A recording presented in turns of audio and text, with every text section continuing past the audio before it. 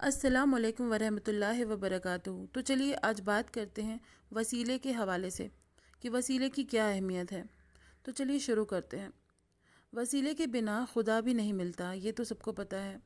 दुनिया की सारी चीज़ें, आग, पानी, मिट्टी, हवा, सब वसीले से ही पैदा की गई हैं।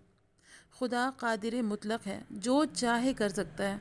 अगर वह चाहता तो बिना किसी वसीले के ही ये दुनिया पैदा कर देता, लेकिन उसने ऐसा नहीं किया, क्योंकि ऐसा करना फितरत और आदत के ख़िलाफ़ होता, और जो बात आदत और फितरत के ख़िलाफ़ होती है वह इंसान की समझ में नहीं आती है। हम वसीले और सहारे के मोहताज हैं। खुदा इससे बेनियाज है।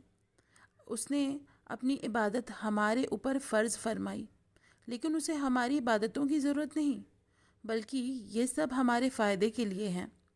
कुरान पाक में अल्लाह ने फरमाया कि ए ईमान वालों, अल्लाह से डरो और उसके रास्ते में वसीला तलाश करो और उसकी राह में जिहाद करो ताकि कामयाब हो जाओ। कामयाबी हासिल करने के लिए अल्लाह पाक ने ईमान को वसीला बनाना लाजिम करार दिया, क्योंकि ईमान के बिना बड़े से बड़ा वसीला भी काम नहीं आ सकता। खुदा की बारगाह में वही मकबूल और महबूब हो सकते हैं जो सच्चा पक्का ईमान रखते हैं। ईमान सही और सलामत होगा तो वसीले और इबादतें काम आएंगी। कामयाबी की दूसरी शर्त रब तबारक तआला ने वसीला करार दिया है, यानी खुदा तक पहुँचने के लिए वसीला ज़रूरी है। बिना वसीला कोई भी बारगाह इलाही तक नहीं पहुँच सकता। खुदा ने खुद अपनी पहचान भी अपने नबियों और रसूलों के ज़रिए ही लोगों को कराई। जो खुश नसीब हस्तियाँ खुदा तक पहुँच चुकी हैं वही हमें पहुँचा सकती हैं। वसीले से हम भी खुदा को पहचान और पा सकते हैं। बुज़ुर्गों ने जो कुछ भी पाया वह अपने पीरों और बुज़ुर्गों की खिदमत और वसीले से ही पाया है। खुदा ने फरमाया कि वसीला तलाश करो। इसका मतलब ये हुआ कि जो लोग ये कहते हैं कि खुदा तक पहुँचने के लिए नमाज, रोज़ा वगैरह का वसीला ही काफ़ी है, उनका कहना सही नहीं, क्योंकि इन्हें ढूंढना नहीं पड़ता। ये तो हमारे लिए लाजिम और ज़रूरी ही है। ढूंढने का मतलब ये हुआ कि तलाश करो, छानबीन करो, सफ़र करके ढूंढो और जहाँ तक हो सके किसी अल्लाह वाले को पाओ और वहीं अपनी मंजिल की कामयाबी का जीना समझो।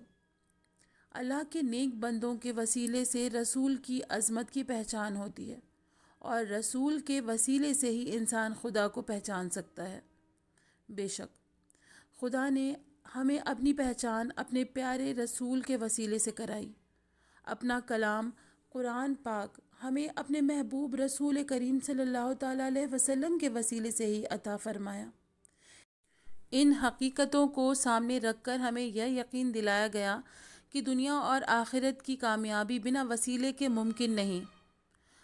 आम इंसान तो क्या, नबियों और रसूलों ने भी प्यारे रसूल के वसीले को काम में लिया। हज़रत आदम अलैहिस्सलाम की तौबा मुस्तफ़ा जान रहमत सल्लल्लाहु ताला अलैहि वसल्लम के वसीले से ही कबूल हुई।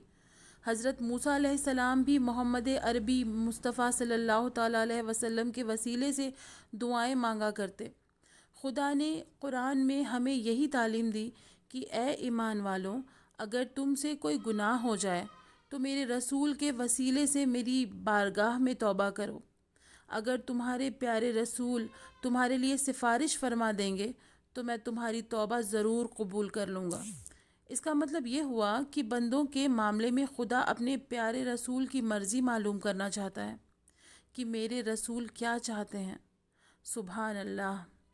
इसीलिए कहा गया है कि खुदा की रज़ा चाहते हैं दो आलम, खुदा की रज़ा चाहते हैं दो आलम, खुदा चाहता है रज़ाए मोहम्मद। सुभान अल्लाह। अगर आपको मेरे वीडियोस अच्छे लगते हों तो प्लीज़ मेरे चैनल को लाइक करें, सब्सक्राइब करें, कमेंट करना बिल्कुल भी ना भूलें, और मुझे दुआओं में ज़रूर याद रखें और मुझे भी आगे बढ़ने का मौका ज़रूर दें। अस्सलामु अलैकुम वरहमतुल्लाहि वबरकातुहू।